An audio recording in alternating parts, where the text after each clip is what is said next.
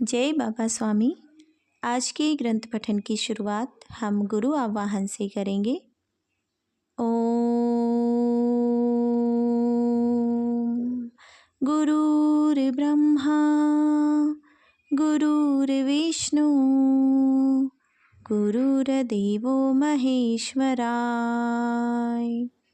गुरुर्साक्षात् परं ब्रह्मा तस्मै श्री गुरुवे नमः। तस्मै श्री गुरुवे नमः। तस्मै श्री गुरुवे नमः। ओम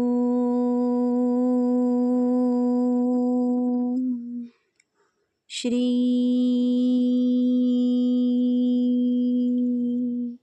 शिव कृपानंद स्वामी नमो नमः।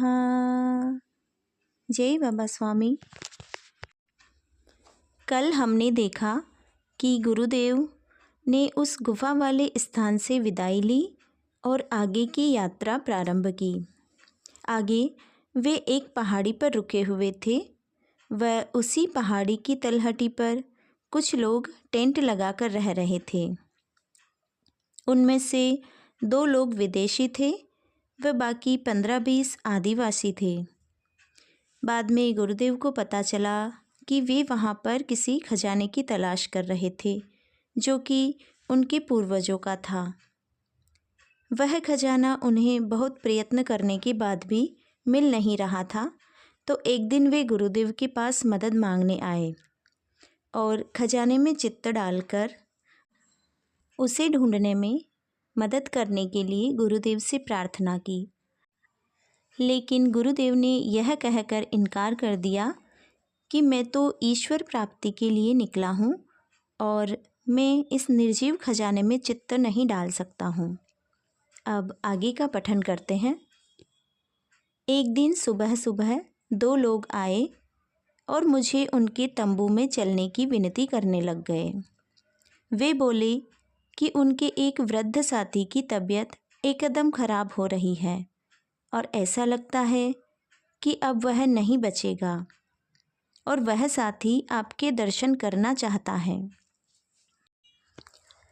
मैं जब वहाँ पर पहुँचा तो देखा वह बड़बड़ा रहा था। उन्होंने कहा, बाबा, यह आपसे मिलना चाहता था, इसीलिए बुलाया है। कुछ नहीं, मैं मिला तो देखा उसे बड़ा तेज बुखार था। मैंने मेरे झोले से कुछ पत्तियाँ निकाली, उन्हें पत्थर से पीसकर लाने के लिए कहा। उसे पानी में घोलकर परमात्मा से प्रार्थना की, परमात्मा, अगर इसका जाने का समय न आया हो तो इसे ठीक कर दें। उसके अच्छे स्वास्थ्य लाभ के लिए प्रार्थना की और आधे घंटे के बाद देखा बुखार उतर गया था। फिर वे ही पत्तियां उन्हें और 3 दिन देने के लिए कहा। उन्होंने प्रार्थना की, आज रात यहाँ पर ही रुक जाएं, कल सुबह आप वापस चले जाना। मैं हाँ या ना कुछ कहूँ, उस बीमार व्यक्ति ने मेरे पैर पकड़ लिए। उसे मेरा बड़ा सहारा लग रहा था। मैं वहीं रुक गया और एक स्थान पर उन्होंने मेरे लिए भी तंबू बनाकर गाड़ दिया। उस तंबू में मैं रात भर ठीक से सो नहीं पाया और सुबह ध्यान करने बैठा तो क्या आश्चर्य, मैं उस खजाने के ठीक ऊपर ही बैठा हुआ था। सोने से भरे 4 लोहे के बड़े संदूक मेरे ही तंबू के नीचे गाड़े हुए मुझे दिखे और मैं समझ गया, इसी कारण मैं ठीक से सो नहीं पाया था। उस सोने के खजाने के साथ यह रहस्य भी जान गया, वे इस व्यक्ति के लिए नहीं रखे गए थे। वह खजाना किसी ने किसी और के लिए रखा था। इस अंग्रेज सज्जन को केवल उसकी पक्की जानकारी थी, पर वह खजाना तो सालों पहले का लग रहा था। हाँ, पर कोई पुराने दस्तावेज और नक्शे इस अंग्रेज सज्जन के हाथ लग गए थे। ये लोग खोजने के लिए बार बार आते थे और इसी स्थान पर तंबू लगाते थे और जंगल की ओर खोज करते रहते थे। पर उन्होंने उस स्थान पर कभी नहीं खोजा जहाँ पर वे हर समय तंबू लगाते थे। मैं समझ गया, इस खजाने पर इनका कोई अधिकार नहीं है और यह इनके लिए नहीं है। इसलिए इन्हें इस खजाने की जानकारी देना उचित नहीं है। और मैं सोचने लगा, परमात्मा भी इस खजाने के समान ही है। मनुष्य के भीतर ही परमात्मा है और वह भीतर के परमात्मा को छोड़कर दुनिया भर में परमात्मा को खोजता फिरता है, अनेक उपाय करता है, पर कभी भी अपने भीतर नहीं झांकता है। जिस परमात्मा को वह खोजता फिर रहा है वह उसी के भीतर है। और दूसरे दिन सुबह मैंने उन सब से विदाई ली और फिर पहाड़ पर आकर रहने लगा।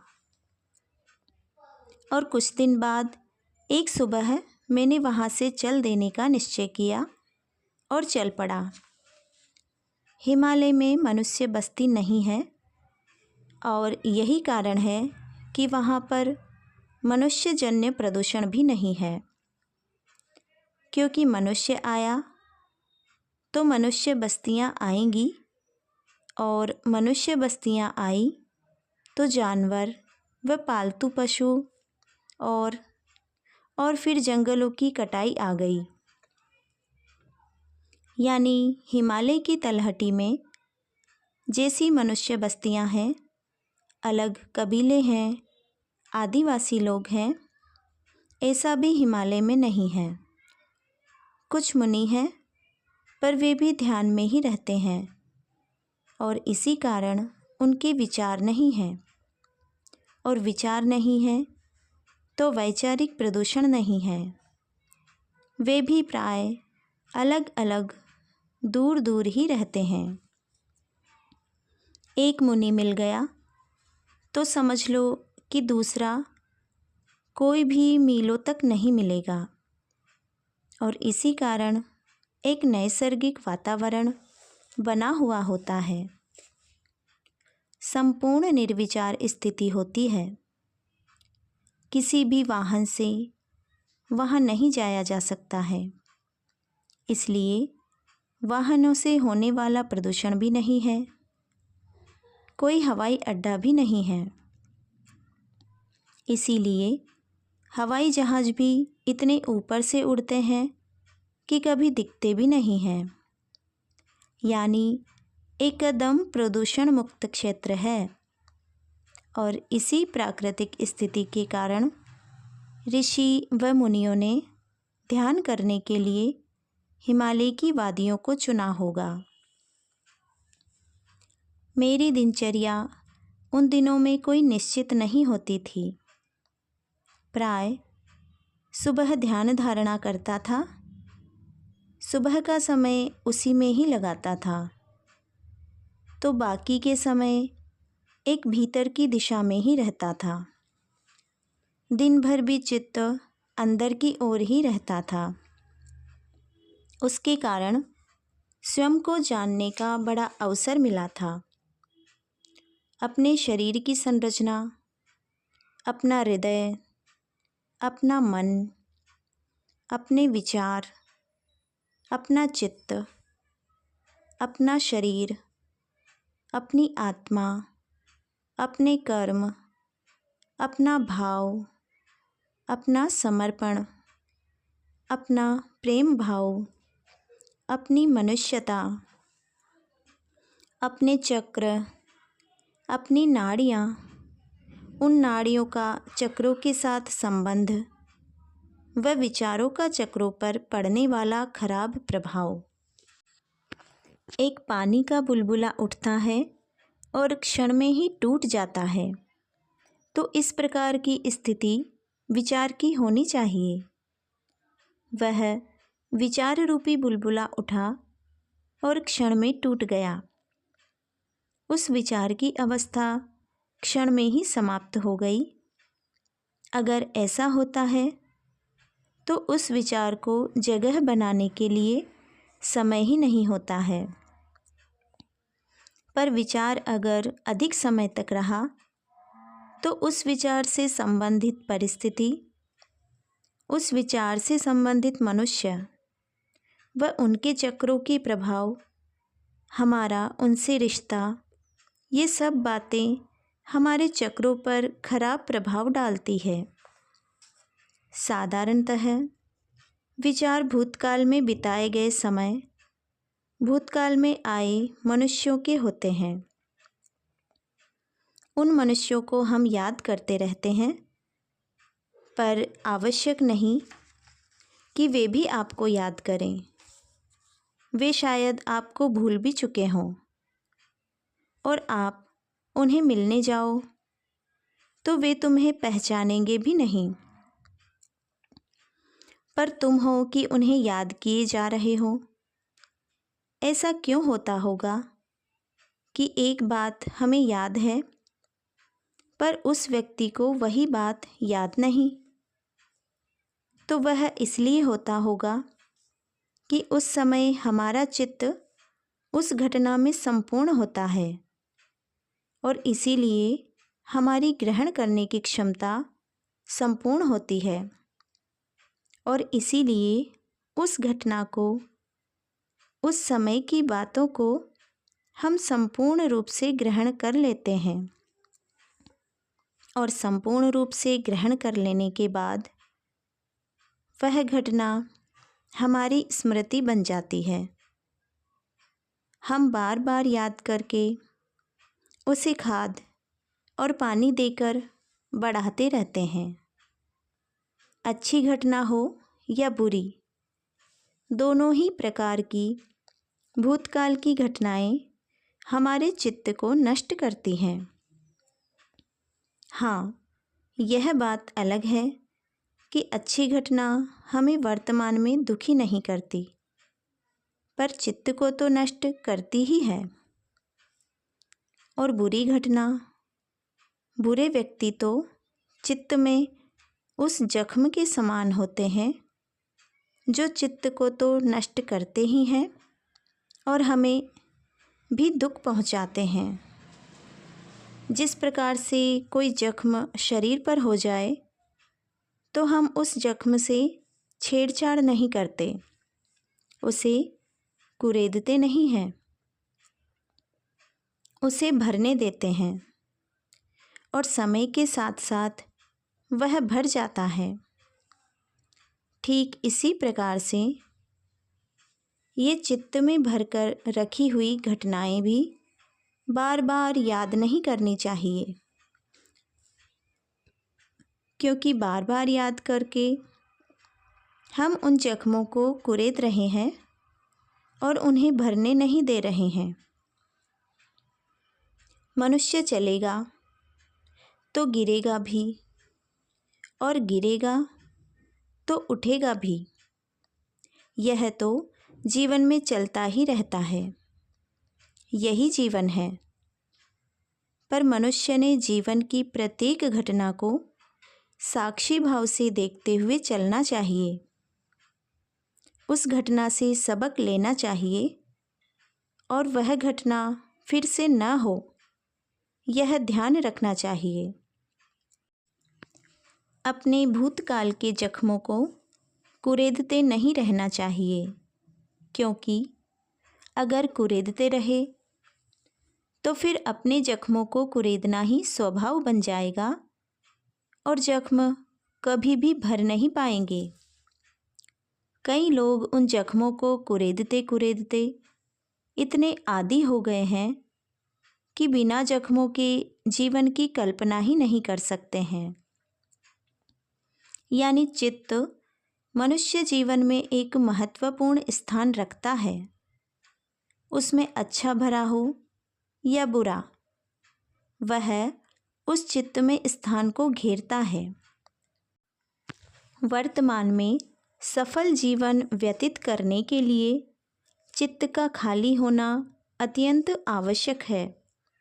चित्त खाली होगा तो शुद्ध होगा, उसमें अच्छे या बुरे कोई व्यक्ति नहीं होंगे, और खाली होगा तो ही पवित्र होगा, और पवित्र होगा तो ही सशक्त होगा, और सशक्त होगा तो ही वह परमात्मा की शक्तियों से जुड़ सकता है। परमात्मा सारी ब्रह्मांड में छोटे छोटे प्राण कणों के रूप में फैला हुआ है, और इसी प्राण शक्ति के कणों की सामूहिकता के साथ जुड़ जाते हैं तो परमात्मा के ये बाहरी कण और चित्त इतने एक रूप हो जाते हैं कि बाहरी कण और भीतरी कण समान हो जाते हैं, और मनुष्य का शरीर होने पर भी दिखता नहीं है। और यही कारण है कि यहाँ हिमालय पर ध्यान कर रहे मुनि होते हैं पर दिखते नहीं हैं। दिखता केवल इतना ही है कि वे जहाँ बैठे हैं वहाँ प्राण शक्ति के कणों का इतना जमावड़ा हो जाता है और वे ही सामूहिक रूप से चमकते रहते हैं, और इसी एक साथ चमकने से प्रकाश जैसा लगता है। वह प्रकाश चंद्रमा के प्रकाश जैसा ही होता है, और उसी प्रकाश की एक मोटी पट्टी से उस प्रकाश की एक गोल किनार बनती रहती है, और जो भी यह दृश्य देखता है वह भी देखता ही रहता है। वहाँ से ध्यान हटाने का भी ध्यान नहीं रहता है। यह सब इसीलिए संभव हो जाता है कि ये ऋषि मुनि अपने चित्त को एकदम खाली कर देते हैं। उनके चित्त में कहीं भी किसी कोने में भी कोई स्मृति नहीं होती है, कोई यादें नहीं होती है, कुछ नहीं होता है, और इसी कारण उनका चित्त एकदम सशक्त होता है। हम कल्पना भी करें अपने ऐसे चित्त की जिसमें भूतकाल की कोई बात नहीं है, न अच्छी बात और न बुरी बात, कुछ भी नहीं है, तो भी क्षण में ही चित्त एक ऊंचाई को प्राप्त कर लेता है।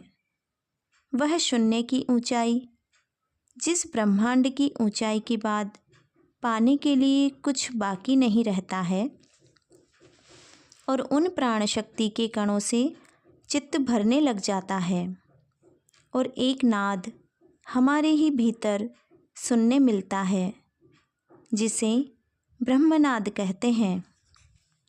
और यह तब सुनाई आता है जब शरीर का सारा भाव समाप्त हो जाए, सारे विचार समाप्त हो जाएं, चित्त एकदम खाली हो जाए, पवित्र हो जाए। यह एक अति पवित्र स्थिति है जिसमें हमारी आत्मा परमात्मा में पूर्ण रूप से लीन हो जाती है। ऐसी स्थिति में कोई भाव बाकी नहीं रहता है, न कोई गुरु है और न कोई शिष्य है, क्योंकि यह भेद शरीर का भेद है। न कोई देने वाला है और न कोई पाने वाला है, न कोई बड़ा है और न कोई छोटा है। यह वह स्थिति है जिसमें हम गुरु में ही लीन हो जाते हैं। गुरु फिर अलग नहीं रहता है। गुरु अलग है यानी अभी हम अलग हैं। हम अपने आप को अलग समझ रहे हैं, इसलिए हमें गुरु अलग दिख रहा है। वास्तव में गुरु तो परमात्मा में लीन है। गुरु कोई शरीर नहीं है, संपूर्ण परमात्मामय है। वह अलग से है ही नहीं। और अलग दिख रहा है, यानी अभी हम पूर्णत्व तक पहुँचे नहीं हैं।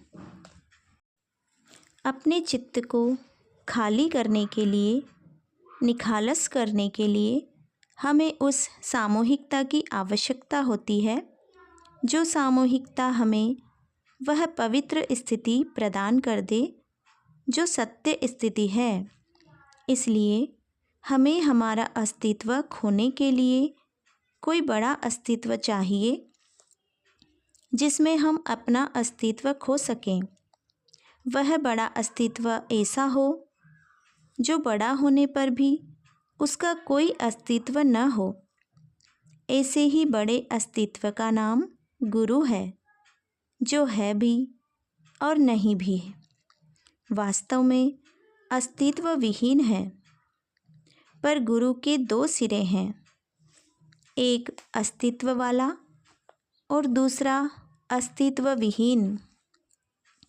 हम अस्तित्व वाले सिरे को पकड़कर अस्तित्व विहीन सिरे तक की यात्रा करते हैं।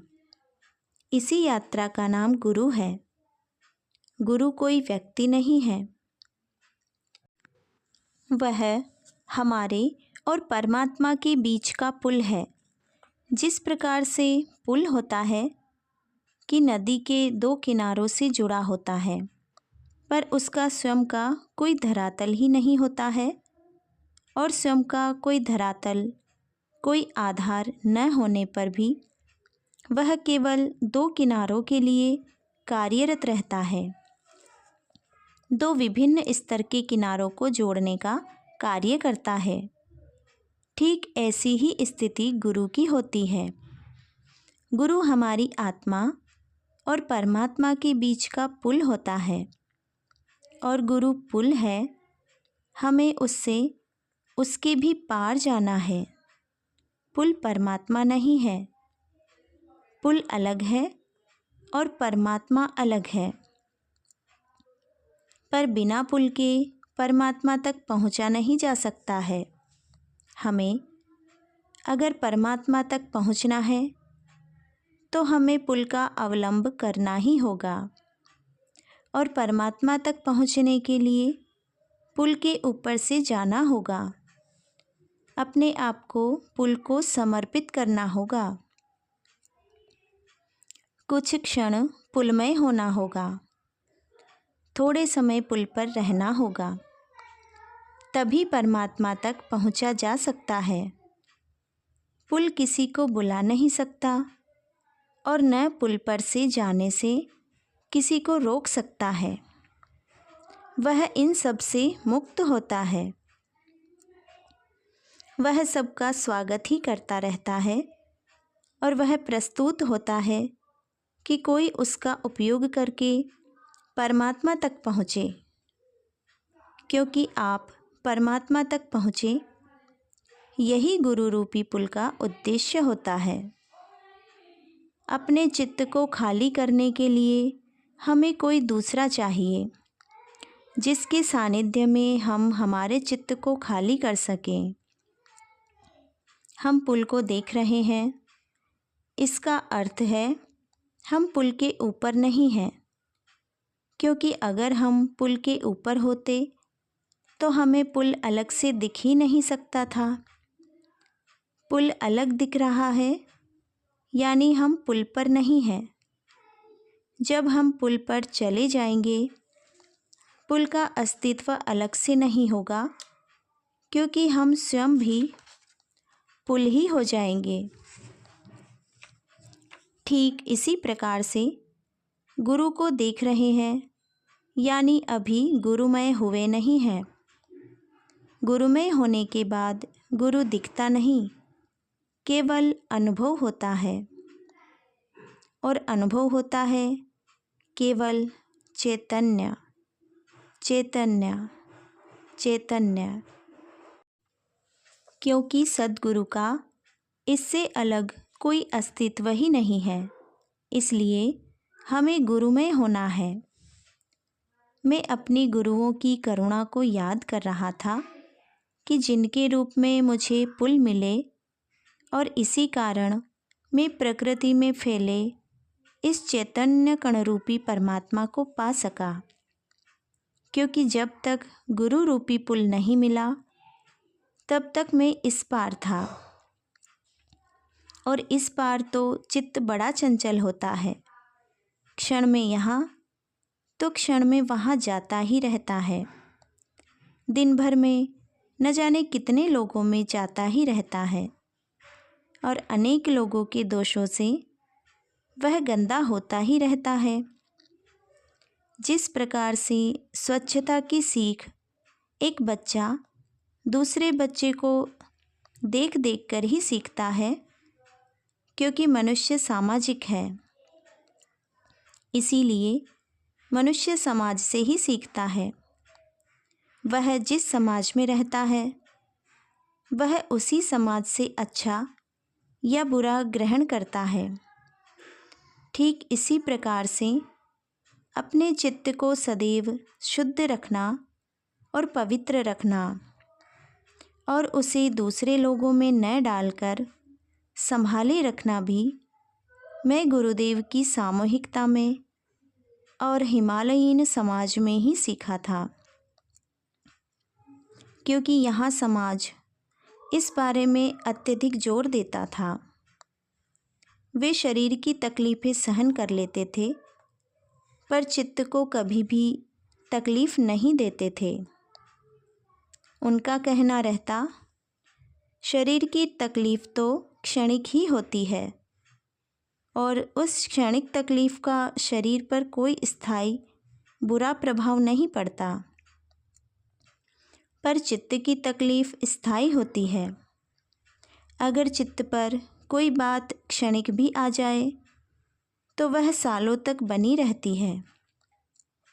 इसलिए शरीर मेला हुआ तो कोई बात नहीं, पर अपना चित्त मेला मत होने दो, क्योंकि शरीर मेला हुआ तो वह धोया जा सकता है और क्षण में शरीर स्वच्छ हो सकता है, पर चित्त मेला हो गया तो उसे धोने के लिए हमें सामूहिकता की आवश्यकता होती है, और यह सामूहिकता वाला गुरु जब तक ना मिले चित्त मेला ही रहता है।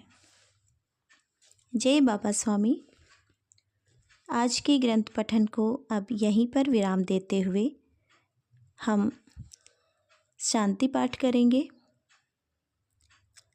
ओम ध्यो शांति अंतरिक्षगम शांति पृथ्वी शांति रापः शांति औषधयः शांति वनस्पतयः शांति विश्वे देवा शांति ब्रह्म शांति सर्वगम शांति शांतिरेव शांति सामा शांतिरेधि।